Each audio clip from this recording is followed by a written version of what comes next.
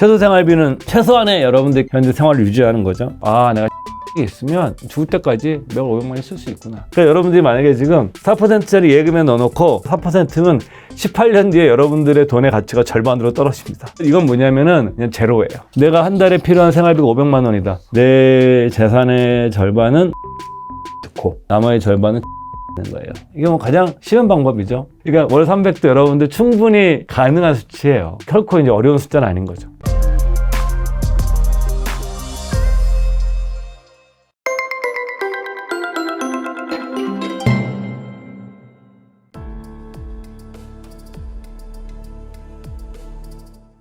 네, 저는 현재 미래에셋 투자와 연금센터에서 센터장을 맡고 있는 이상관이라고 합니다. 저희가 하는 일은 미래에셋 투자와 연금센터 명칭에서 알 수 있듯이 투자를 통해서 연금 자산을 늘리고 축적하고 또 최근에는 그 베이비 붐 세대들이라고 그러죠. 55년생부터 74년생 분들인데 이분들이 이제 한국 사회에서도 본격적으로 퇴직이 시작됐습니다. 그러다 보니까 기존에 축적해놓은 자산을 어떻게 인출할 것인가에 대한 고민들도 많으셔서 저희가 이제 그 다른 곳에서는 아직 그 축적 같은 것들을 많이 강조하는데 저희 센터 같은 경우는 최근에는 여러분들에게 인출에 관한 지식들도 좀 많이 투자와 연금 TV라는 저희 채널과 뭐 저희가 만드는 투자와 연금 잡지, 그다음에 뭐 세이지 인베스터, 뭐 SNS 그 연금 자산을 축적을 하고 나중에 퇴직을 하셔서 인출하는 전 과정에 대한 의사결정을 도와드리고 또 여러분들이 건강한 노후를 맞이할 수 있도록 자그마한 좀 도움을 드리려는 조직에서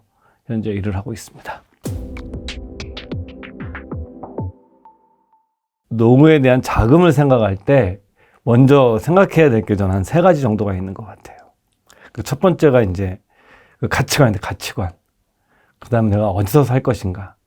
그래서 우리 흔히 전문가들이 그 노후 재무 설계보다 더 중요한 건 인생 설계다 이런 얘기를 먼저 하는데 인생 설계가 먼저 돼야 재무적인 것도 인생 설계에 맞춰서 어느 정도 가늠할 수 있는 거거든요.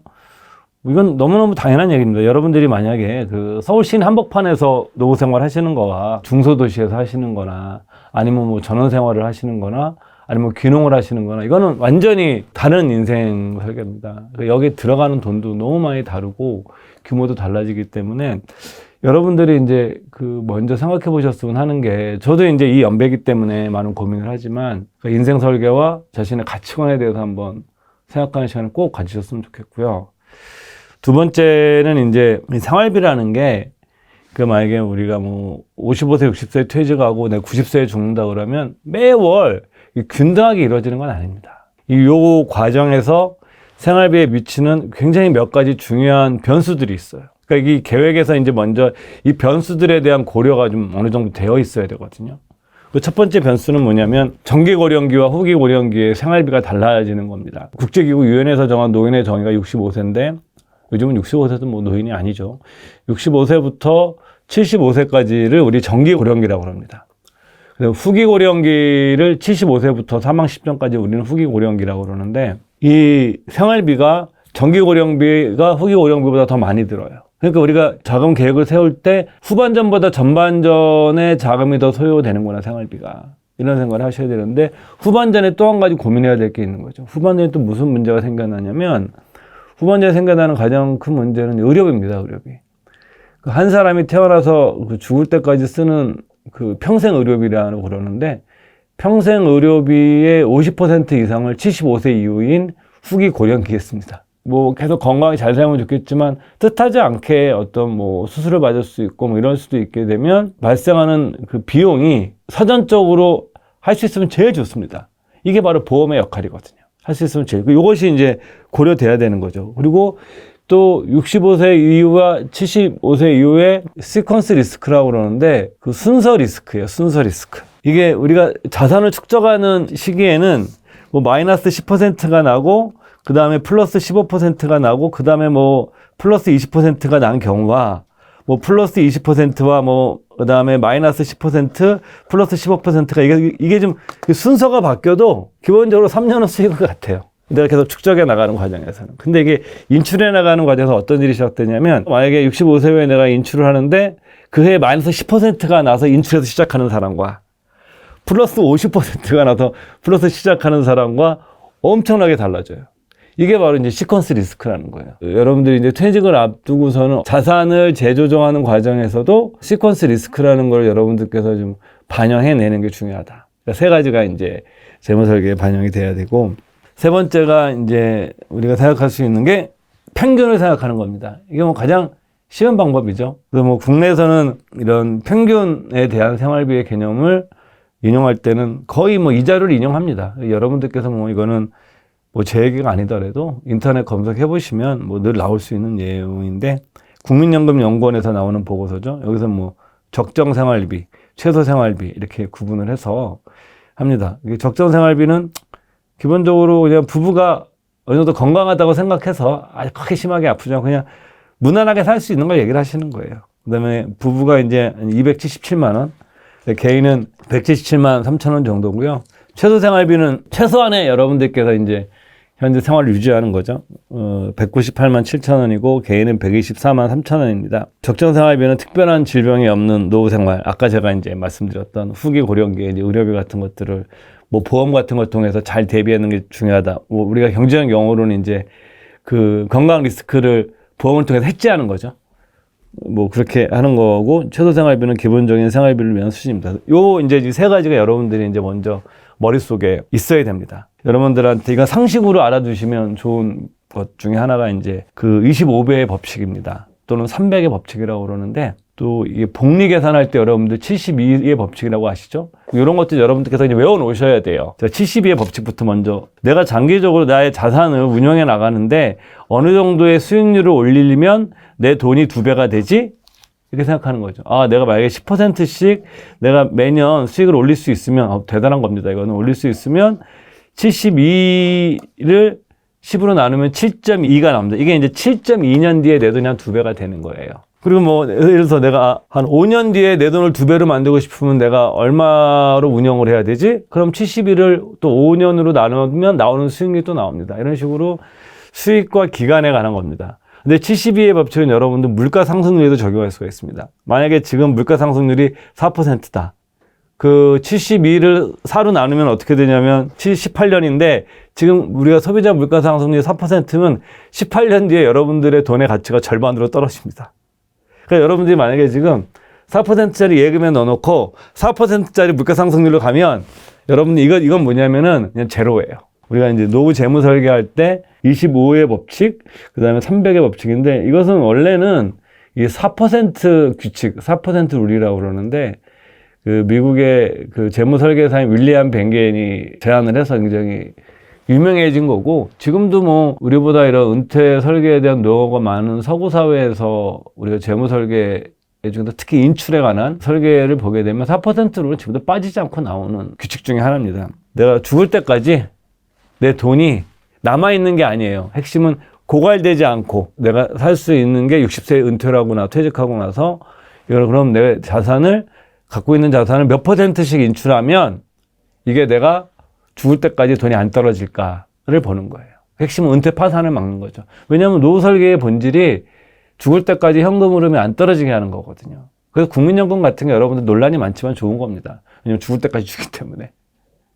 민간 금융회사에서는 죽을 때까지 주는 상품이 있긴 있죠. 보험회사에 종신연금이 있는데, 종신연금의 가장 큰 단점은, 굉장한 장점은 죽을 때까지 주는 거지만 그것의 또 단점은 인플레이션 해지 능력이 떨어지는 거죠.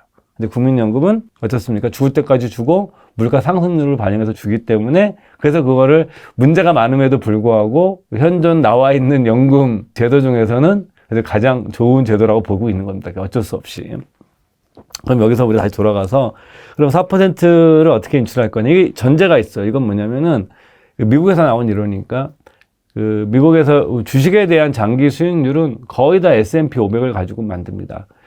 그 S&P 500이 우리는 뭐 미국을 대표하는 500대 기업으로 만든 지수라고 생각하는데, 이것이 S&P 500은 미국 주식 전체를 상징하는 또 표현이 됩니다. 물론 이제 미국 주식 전체 투자는 그 ETF 인덱스가 있어요. 이제 뱅가드 토탈 인덱스인가 이런 것이 있습니다. 한국엔 없지만 미장에는 있는데, 그것이 이제 그거는 전부 다 합산한 겁니다. 그렇지만 이 500대 기업만 합산하더라도 전체 합산한 거에 상관관계가 한 90% 돼요.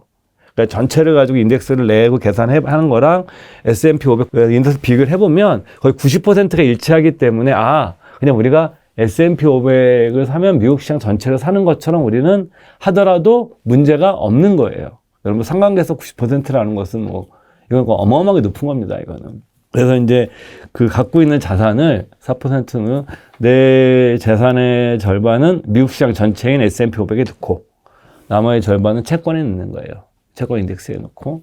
그래서 이제 1차 년도에는 4% 인출하고 2차 년도에는 물가가 오르니까 물가 상승률 플러스 4%를 인출하는 겁니다. 그 다음에도 물가 상승률 플러스 4%를 인출하는 겁니다. 이렇게 인출하면 1920년대 그 대공황 같은 시기가 오고 1970년대 그 스태그플레이션, 그 물가가 오르면서 경기가 침체가 되는 스태그플레이션 같은 상황이 이런 극단적인 상황이 10여 년간 펼쳐지더라도 돈이 고갈되지 않는 최적의 이제 퍼센트다라고 나온 거죠. 그게 4%로 해서 나온 겁니다. 이 4%의 역수가 25예요. 그래서 25배의 법칙이 거기서 나온 거고 300의 법칙은 뭐냐면 25배인데 25를 매월 생활비니까 11을 곱하면 300이 되는 거예요. 그래서 여러분들 쉽게 생각하시면 어떤 책에서는 25배의 법칙이라고 얘기하고 어떤 책에서는 300승수의 법칙이라고 얘기하는데 그냥 300을 외우시는 게 더 편하실 거예요. 예를 들면 내가 한 달에 필요한 생활비가 500만 원이다. 그럼 300을 곱하면 돼요. 그 500만 원 곱하기 300 하면 15억이 되겠죠. 내가 15억이 있으면 매월 500만 원씩 S&P 500과 채권의 절반씩 때려놓고 매년 500만 원씩 인출해도 내가 그냥 죽을 때까지 매월 500만 원 쓸 수 있구나 라고 생각하시면 돼요. 너무 많아. 그렇게 생각하실 필요가 없어요. 국민연금이 있거든요. 국민연금은 어차피 죽을 때까지 나오는 거니까 그건 빼야죠. 예를 들어서 내가 한 500만 원씩인데 500만 원 중에 150만 원은 빠져나갈 거 아니에요. 그러면 빠져나가고 내가 여기서 만약에 연금저축 계좌가 있어요. 그래서 연금저축 계좌로 내가 몇 억을 모아놨어. 그러면 거기서 또 그 돈을 4%로 적용한 금액도 빠져나갈 거고. 그러니까 월 300도 여러분들 충분히 가능한 수치예요.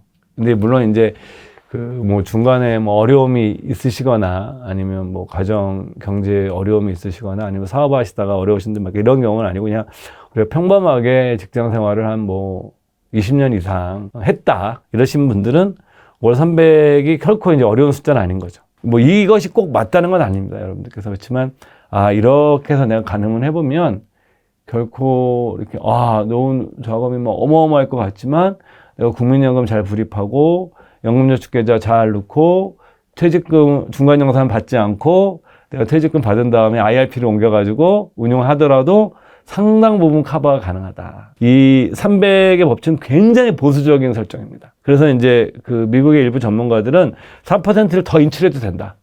왜냐하면 과거의 대공황이나 스태그플레이션 같이 10년간 장기 침체되는 경우가 20년 이미 반영되어 있는 데이터이기 때문에 이건 너무 극단적으로 보수적이다. 이런 주장도 하거든요. 또 말씀드렸지만 75세 이후에는 생활비가 더 줄어들기 때문에 오히려 더 많이 인출해도 된다. 이건 이제 여러 가지 이제 논의들이 있는 거죠. 그렇지만 여러분들께서 한국 사람들이 평균값을 알고 75세에 발생할 수 있는 여러 가지 이벤트들까지 고려하면 우리가 정확하진 않더라도 느낌은 오는 거죠. 이 정도는 내가 준비해 놓고 있으면 되겠구나. 그런 말씀을 드릴 수 있을 것 같아요.